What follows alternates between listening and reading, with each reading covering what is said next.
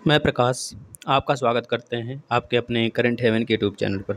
साथियों, आज है 6 अगस्त 2021 से जितने भी करंट अफेयर के इंपॉर्टेंट क्वेश्चन बने हैं उसके साथ हम लोग डिस्कस करेंगे स्टैटिक जीके और रिलेटेड फैक्ट। तो आप लास्ट तक बने रहिए। यह सेशन डेली 6 बजे सुबह मॉर्निंग सेशन होता है। आप अगर इस सेशन को डेली फॉलो कर रहे हैं तो आने वाले किसी भी एग्ज़ाम्स में, चाहे वो जिस भी सेक्टर के एग्ज़ाम्स हों, चाहे UP triple SC PT exams हो जो 20 अगस्त से होने वाले हैं, या फिर एसएससी जीडी हो, या फिर कोई भी एसएससी से रिलेटेड, रेलवे से रिलेटेड, या फिर यूपी टेट सी टेट, यहाँ तक कि स्टेट पीएससी तक के एग्जाम में यहाँ से प्रश्न आएंगे। साथियों, अगर आप डेली ये सेशन फॉलो कर रहे हैं तो एक सिंगल क्वेश्चन भी आपका किसी भी एग्जाम्स में करंट अफेयर से और स्टैटिक जीके से नहीं छूटने वाला है। तो आप डेली ये सेशन फॉलो करिए। अगर आपको सेशन अच्छा लगता है तब आप अपने दोस्तों को, अपने भाइयों को और जो आपके कलीग हैं उनको ज़रूर शेयर करें। साथियों, चलिए हम लोग सेशन को स्टार्ट कर लेते हैं। आज का पहला प्रश्न है, हाल ही में केंद्रीय मंत्रिमंडल ने अपने फास्ट ट्रैक विशेष अदालत को जारी रखने की मंजूरी दी है। मतलब कितने फास्ट ट्रैक विशेष अदालत को इन्होंने जारी रखने की बात की है साथियों, तो बताएंगे 1023। तो सर ये 1023 ये कुछ विशेष अदालत होंगे जो पॉक्सो, आपने सुना होगा पॉक्सो, PCSO, पॉक्सो दोस्तों एक तरह से कानून है, पॉक्सो कोर्ट्स है, जो कि इसमें क्या होता है, जितने भी रेपिस्ट या फिर जितने भी महिला से जुड़े या फिर बच्चों से जुड़े जितने भी दुराचार होते हैं उनसे जुड़े कानून सुने जाते हैं। केंद्रीय मंत्रिमंडल ने दोस्तों इसको जारी रखने के लिए 1023 विशेष अदालतों को जारी रखा है। तो इस बात को याद रखें, क्योंकि बहुत सारे विपक्षों में क्या होते थे दोस्तों, बहुत ज़्यादा एक तरह से बहुत ज़्यादा एफआईआर दर्ज हो जाते थे, और बहुत सारे दर्ज होने के बाद इसमें क्या हो जाता था, जैसे बात करें अगर 500 एफआईआर दर्ज हुआ तो 500 में केवल और केवल 100 ही उस पर बहसबाजी, या फिर 100 भी कंप्लीट नहीं हो पाते थे। लेकिन अब क्या होगा दोस्तों, इन्होंने अदालतों की संख्या बढ़ा दी है, जिससे हो सकता है आने वाले समय में यह संख्या बढ़ सकती है, सुनवाई की संख्या बढ़ जाएगी, और हो सकता है बहुत ज़्यादा लोगों को ज़्यादा लोग को दोस्तों ज़्यादा लोगों को क्या हो सकता है, उनका उनका भला हो सकता है। तो चलिए हम लोग आप पास्को के बारे में थोड़ा जान लेते हैं। दोस्तों, केंद्रीय मंत्रिमंडल ने केंद्र प्रायोजित योजना के रूप में 389 विशेष पाक्सो अदालतों सहित 1023 फास्ट ट्रैक विशेष अदालतों को अगले 2 वर्षों के लिए जारी रखने की मंजूरी दी है। केंद्रीय मंत्री अनुराग ठाकुर, दोस्तों याद रखेंगे, केंद्रीय मंत्री अनुराग ठाकुर जो भी नए निर्वाचित हुए हैं, नए चुने गए, निर्वाचित क्या, नियुक्त किया जाता है ना मंत्रियों को, तो नियुक्त हुए हैं, ने कहा है कि 31 राज्यों और केंद्र शासित प्रदेशों में 28 ने स्टार्ट कर दिया है, और उसमें से जो पश्चिम बंगाल है दोस्तों, जो नहीं शुरू करने में है, पश्चिम बंगाल राज्य में भी यह योजना नहीं शुरू की गई है। आप समझ सकते हैं वहाँ पे दीदी का शासन है और दीदी का बर्ताव किस तरह है। साथियों याद रखेंगे, जो पश्चिम बंगाल है मात्र दोस्तों अभी तक के जितने भी हमारे स्टेट हैं, जितने भी यूटी हैं, सब में अगर सबको मिक्स कर दें दोस्तों, एक ही यूटी ऐसा है, एक ही राज्य ऐसा है पश्चिम बंगाल, जहाँ पर दोस्तों जो मुख्यमंत्री हैं महिला मुख्यमंत्री है। दोस्तों आपसे पूछा जा सकता है प्रश्न कि बताइए भारत के सारे राज्यों में ऐसा कौन सा राज्य है जहाँ पर सिंगल महिला का शासन चल रहा है, तो बताएंगे दोस्तों दीदी का शासन, पश्चिम बंगाल में, आपको पता है ममता बनर्जी जी। दोस्तों यह योजना जो है पाक्सो योजना के थ्रू, जो कि 1023 फास्ट ट्रैक विशेष अदालतों को खोला जा रहा है दोस्तों, अगले 2 वर्षों तक यह खुल जाएगा। आप यह भी याद रखेंगे, अगले 2 वर्ष यानी आने वाले 2 साल तक यह खोल दिया जाएगा। दोस्तों याद रखेंगे यह योजना जो है दोस्तों 1 अप्रैल 2021 से लेकर 31 मार्च 2023 तक जारी रहेगा, जिसमें 1572.86 करोड़ रुपए का परिपक्व, मतलब कि इसमें खर्च होगा, परिव्यय होगा। तो केंद्रीय हमारा केंद्रीय मंत्रालय दोस्तों, उन्होंने कहा है कि इसके हिस्से के रूप में, केंद्र के हिस्से के रूप में 971.70 करोड़ रुपए और राज्य के हिस्से के रूप में 601.16 करोड़ रुपए खर्च किए जाएंगे। दोस्तों निर्भया मामला आपने सुना होगा, निर्भया फंड, वही है निर्भया फंड, उसमें जमा किए जाएंगे। यह योजना 2 अक्टूबर 2019 को शुरू की गई थी साथियों, याद रखेंगे 2 अक्टूबर 2019 को निर्भया फंड नाम का योजना शुरू किया गया था, जो आपसे पूछा जा सकता है। तो चलिए अब हम जान लेते हैं कुछ हमारे जो मंत्रिमंडल हैं उसके बारे में, जो चुने गए हैं, नए निर्वाचित हुए हैं, उनके बारे में हम जान लेते हैं, क्योंकि यहाँ से बहुत सारे प्रश्न बनेंगे साथियों, आपसे पूछा जा सकता है। अगर बात करें दोस्तों गृह मंत्रालय किसके पास है, तो हमारे अमित शाह के पास था ही, लेकिन अभी हाल ही में दोस्तों सहकारिता मंत्रालय बनाया गया है, जो यह भी मंत्रालय किसके पास चला गया है तो बता देंगे अमित शाह के पास है दोस्तों। Ministry of science technology PM Modi ji के पास है दोस्तों। कपड़ा मंत्रालय और उपभोक्ता कल्याण मंत्रालय किसके पास है, बताएंगे पीयूष गोयल के पास है। दोस्तों बात करेंगे अगर रेल मंत्रालय, पहले तो पीयूष गोयल के पास रेल मंत्रालय था, लेकिन हाल ही में दोस्तों अश्वनी वैष्णव के पास रेल मंत्रालय चला गया है साथियों। तो महिला एवं बाल विकास मंत्रालय किसके पास है तो बता देंगे दोस्तों स्मृति ईरानी के पास है दोस्तों। इनके पास कपड़ा मंत्रालय था, यही कपड़ा मंत्रालय उठकर कहाँ चला गया, पीयूष गोयल के पास चला गया साथियों, याद रखेंगे, यहाँ से पूछा जा सकता है प्रश्न। दोस्तों शहरी और विकास मंत्रालय किसके पास है, हरदीप सिंह पुरी के पास है। पेट्रोलियम मंत्रालय भी इन्हीं के पास है। आवास मंत्रालय भी इन्हीं के पास है साथियों। दोस्तों याद रखेंगे स्वास्थ्य मंत्रालय और उर्वरक मंत्रालय किसके पास है, मनसुख मंडाविया के पास है साथियों, याद रखेंगे, क्योंकि इनके पास पहले क्या था, जहाज रानी मंत्रालय था। तो हाल ही में खेल युवा मामले के जो युवा मामले के साथ साथ प्रसारण और सूचना का मंत्रालय किसके पास चला गया दोस्तों, अनुराग सिंह ठाकुर के पास चला गया साथियों, याद रखेंगे।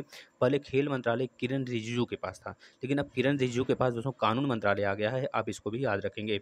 तो सूक्ष्म लघु और मध्यम उद्यम मंत्रालय यानी कि MSME मंत्रालय नारायण राणे के पास है दोस्तों। पर्यावरण मंत्रालय और श्रम मंत्रालय भूपेंद्र यादव जी के पास है दोस्तों। संस्कृति पर्यटन और उत्तर पूर्वी के मामले किसके पास हैं, जी किशन रेड्डी के पास है दोस्तों। भारी उद्योग मामले किसके पास है दोस्तों, बता देंगे। इस एक क्वेश्चन आपके लिए छोड़ा जाता है, बताएंगे आप लोग, कमेंट सारे लोग कमेंट करेंगे, जितने बच्चे देखते हैं कमेंट करेंगे। कमेंट करने की आदत नहीं छोड़ेंगे साथियों, जब तक आपके सामने स्टूडेंट वर्ड लगा है तब तक आप कमेंट करना लिखना जारी रखेंगे। चलिए अगले प्रश्न की तरफ चलते हैं। हाल ही में सर्वोच्च न्यायालय का वर्डिक्ट हर राज्य के राज्यपाल मौत की सजा को माफ़ कर सकता है दोस्तों, इससे जुड़ा हुआ कौन सा अनुच्छेद है तो बताइए। अभी हाल ही में दोस्तों एक वर्डिक्ट आया है, आपको पता है दोस्तों इस समय कौन है हमारे सर्वोच्च माने कोई हमारे उच्चतम न्यायालय के न्यायाधीश इस समय कौन है साथियों, तो बता देंगे उच्चतम न्यायालय के जो न्यायाधीश हैं दोस्तों MN, या फिर उनका नाम फुल नाम उनका क्या है साथियों, बता देंगे NV MN नहीं दोस्तों, NV रमन्ना करके है ना, NV रमन्ना करके साथियों। इन्होंने कहा है साथियों कि जितने भी वर्डिक्ट होंगे, जैसे कि राज्य के जो राज्यपाल होते थे पहले, वो क्या कर सकते थे कि जो मृत्यु की सज़ा सुनाई जाती थी उसको माफ़ वो नहीं कर सकते थे, वो राष्ट्रपति की सलाह पर जो भी करना होता था करते थे। लेकिन अब क्या किया गया दोस्तों, मृत्यु तो कारित नहीं कर सकते, मतलब कि वो मृत्यु तो नहीं दे सकते, या फिर मृत्यु के लिए वह निर्णय नहीं ले सकते, लेकिन मृत्यु की सज़ा को माफ़ कर सकते हैं। यह उच्चतम न्यायालय का अभी निर्णय आया है साथियों, इसको आप याद रखेंगे। ये 161 के थ्रू है। जो हमारे राज्यपाल होते हैं जो सज़ाएँ कम कर सकते हैं या फिर सज़ा को बढ़ा सकते हैं, बस मौत की सज़ा नहीं दे सकते। लेकिन अभी हाल ही में दोस्तों उच्चतम न्यायालय द्वारा यह वर्डिक्ट आया है कि यह क्या कर सकते हैं, जो मृत्यु की सज़ा के लिए जो भुगत रहा है मृत्यु की सज़ा, उसको क्या कर सकते हैं, माफ़ दे सकते हैं, माफ़ी दे सकते हैं, कम कर सकते हैं, ये सारी चीज़ें कर सकते हैं राज्यपाल। तो याद रखेंगे यह अनुच्छेद 161 में। जो अनुच्छेद 72 में साथियों, ये राष्ट्रपति के लिए है। राष्ट्रपति मृत्यु की सज़ा को भी माफ़ कर सकता है और किसी को मृत्यु सज़ा दिलवा भी सकता है साथियों।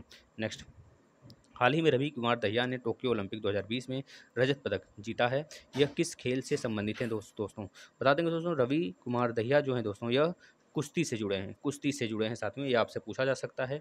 अगर बात करें दोस्तों ये कौन सा ओलंपिक हो रहा है तो बताएंगे 32वां ओलंपिक समारोह दोस्तों, यह 32वां ओलंपिक है जो 2020 ओलंपिक के नाम से 2021 में हो रहा है साथियों। आपको पता होना चाहिए किस कारण से टला हुआ है दोस्तों। अगर बात करेंगे पहला जो हमारा अभी तक कितने मेडल अच्छा जीते जा चुके हैं, सो दोस्तों बताएंगे 5 मेडल जीते जा चुके हैं, जिसमें से 2 सिल्वर है और 3 कांस्य पदक है साथियों, एक भी गोल्ड मेडल नहीं है, याद रखेंगे।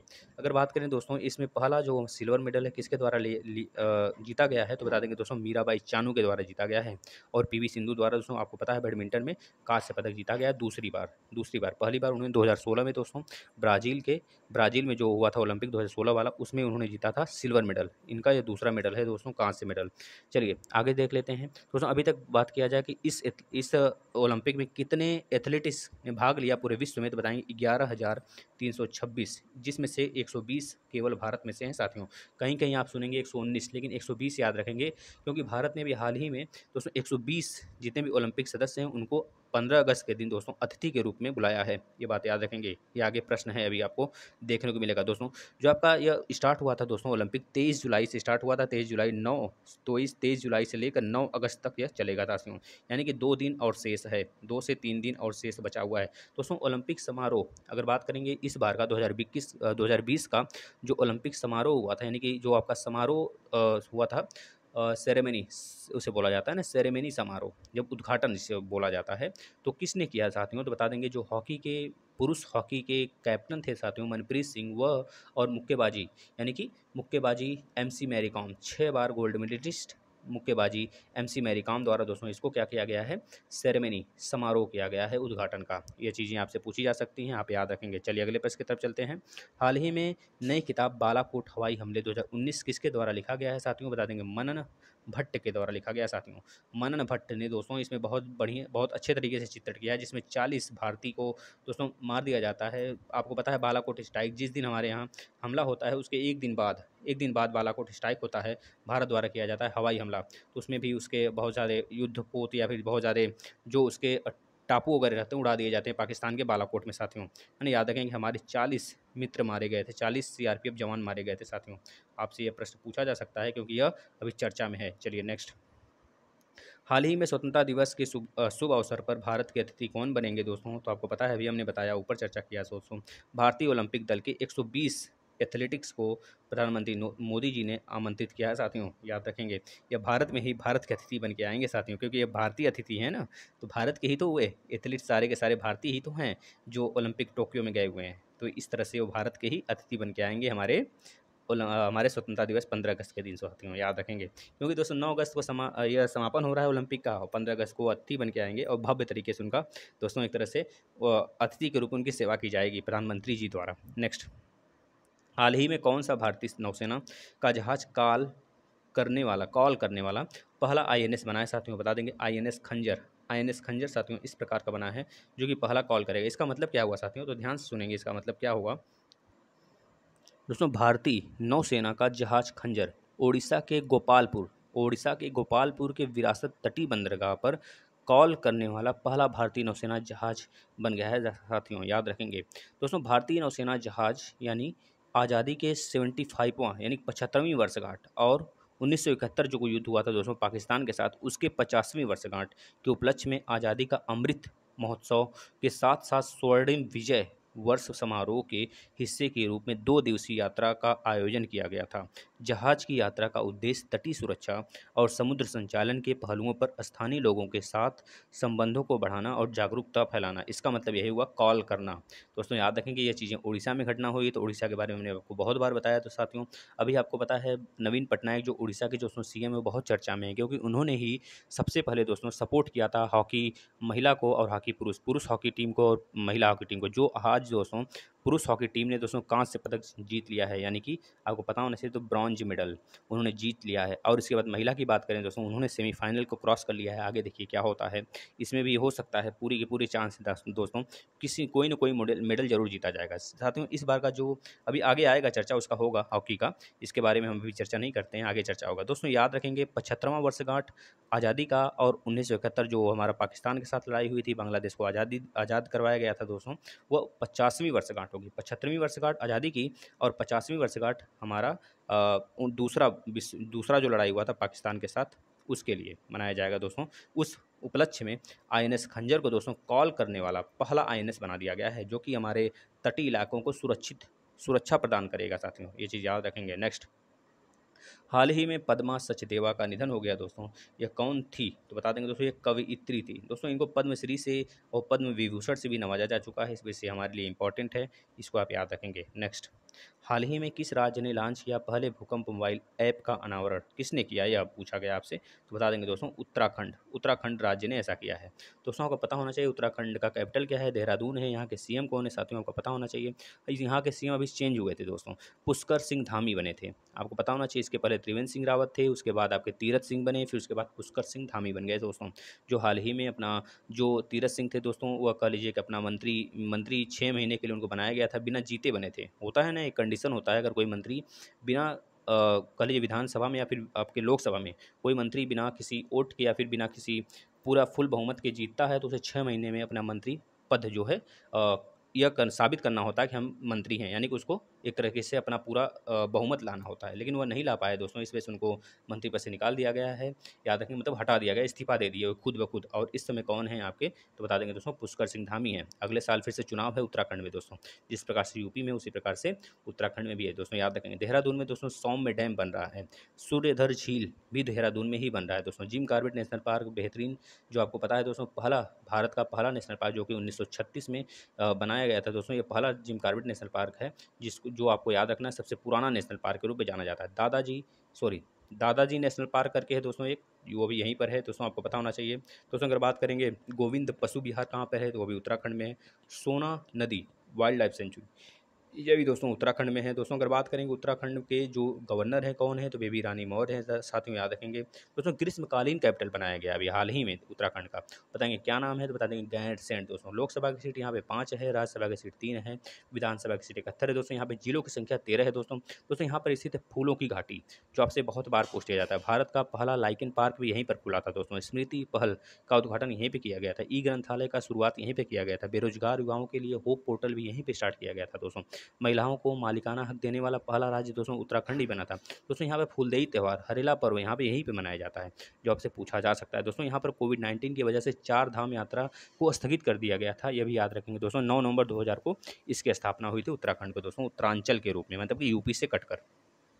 नेक्स्ट और लास्ट प्रश्न, हाल ही में भारतीय हॉकी टीम ने ओलंपिक में किस देश को हराकर कांस्य पदक जीता है? दोस्तों बता देंगे जर्मनी को 4-5 से हराया है ना, मतलब कि 5-4 से हराया है दोस्तों, याद रखेंगे जर्मनी को हराकर दोस्तों यह 41 साल का अपना रिकॉर्ड इन्होंने तोड़ दिया है। साथ में याद रखेंगे, मतलब कि अभी 41 साल बाद इनको दूसरी जीत मिली है हॉकी, मतलब 41 साल बाद जीत मिला है हॉकी में भारतीय हॉकी को दोस्तों, याद रखेंगे। यानी कि 1980 में इन्होंने अपनी जीत हासिल की थी, उसके बाद बीच में कभी इन्होंने नहीं जीता दोस्तों, मतलब समझ रहे हैं। 80-4 यानी कि 4 से इसको काटेंगे तो लगभग आप देख लीजिए 4 एकम 4 मतलब 10 बार तब तक ओलंपिक हो चुका है, और तब से लेकर आज तक उन्होंने कोई हॉकी नहीं जीता था दोस्तों। लेकिन अब जाकर हमारा पुरुष हॉकी जो है दोस्तों एक इतिहास में अपना नाम रोशन कर दिया है। भले ही कांस्य पदक जीता है, लेकिन एक इतिहास कायम कर दिया है, साथ में याद रखेंगे।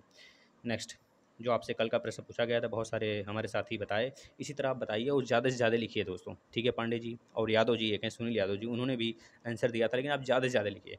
जितना सब कुछ हम आपको बताते हैं उतना ज़्यादा से ज़्यादा लिखिए दोस्तों। जैसे हमने आरबीआई के बारे में बहुत कुछ बता रखा है, लेकिन आपने आरबीआई के बारे में बहुत थोड़ा सा आपने लिखा। अगर पूरा का पूरा लिख देते जितना हम बताएं, बहुत मतलब खुश हो जाता दिल, क्योंकि आपने वो चीज़ें सीख ली जो हम बताना चाहते हैं। अगर आप रिवीजन करेंगे, राइटिंग करेंगे, तब तक आपको कोई चीज़ नहीं भूलेगा साथियों। जब तक कोई एग्ज़ाम आप क्लियर नहीं कर लेते हैं या फिर अपने एम को, लक्ष्य को नहीं पा लेते हैं, तब तक आप लिखना तो नहीं छोड़िए। और ये सेशन डेली फॉलो करिए साथियों, जिससे आपको यह यहाँ से हमेशा हर वक्त, मतलब आपको पता है कोई भी एग्ज़ाम आप दीजिए, अगर यहाँ से एक भी प्रश्न आता है तो आपके अंदर खुशी होगी कि हाँ हमने पढ़ा था तब जाके कर पाए। लेकिन एक प्रश्न की बात नहीं साथियों, अब तो सारे एग्जाम में लगभग 20 से 25 करंट अफेयर आते ही आते हैं। तो मान लीजिए अगर 25 प्रश्न आते हैं, 25 में से 24 तो आपको इसी वीडियो से देखने को मिलेंगे साथियों, अगर आप डेली फॉलो कर रहे हैं तो इस प्रश्न का राइट आंसर बताएंगे, और इस प्रश्न के बारे में ज़्यादा से ज़्यादा आप लिखेंगे। जो इसका आंसर होगा वो तो बताएंगे ही, और उस प्रश्न से रिलेटेड जितनी चीज़ें हम आपको बताए हुए हैं वह सारी की सारी बात आप लिखेंगे साथियों। दोस्तों हमसे आप वादा करिए, क्योंकि हम आपसे सिर्फ एक चीज़ चाहते हैं, आप जिस प्रकार से सीखते हैं उस प्रकार से अपने भाइयों को, अपने फ्रेंड्स को भी इस प्लेटफॉर्म से जोड़िए और उनसे भी बोलिए, सारे क्लास को फॉलो करें साथियों। दोस्तों हिंदी का सेशन आज बहुत बेहतरीन क्लास होने वाला है, हिंदी का दोस्तों, ड और ढ का नियम तो आप जरूर देखेंगे दोस्तों। वहाँ से प्रश्न बनेगा आपके सारे एग्जाम्स में, जैसे एसएससी हो गया, यूपीएसआई हो गया, तो सारे सेशन आप फॉलो किया करिए साथियों। चलिए धन्यवाद मित्रों।